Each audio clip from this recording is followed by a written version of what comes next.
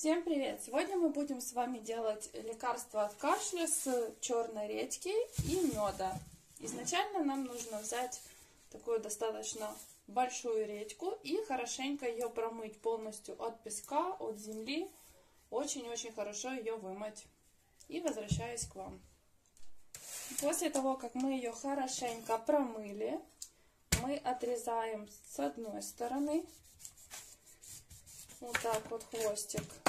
И берем такую тарелку, чтобы она у нас вот так вот хорошенько стояла. Отрезаем с второй стороны. Вот так вот. И с одной стороны мы вычищаем в серединку. Для этого мне понадобится немного другой нож. Вот так вот берем и вычищаем середину полностью. Нам нужно очистить, чтобы осталась ямка, в которую мы потом будем заливать мед.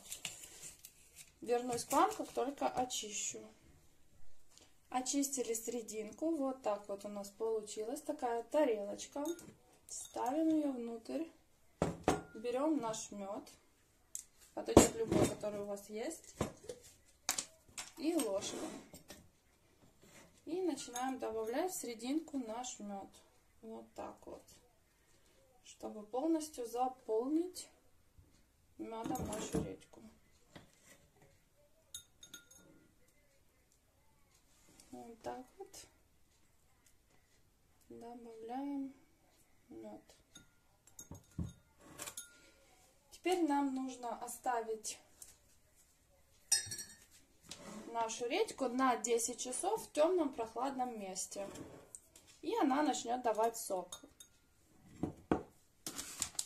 От кашля нужно принимать 3 раза в день по 1 чайной ложке.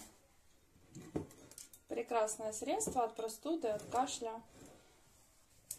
Так как у нас все компоненты натуральные, то срок хранения у нас дня 3 в холодильнике.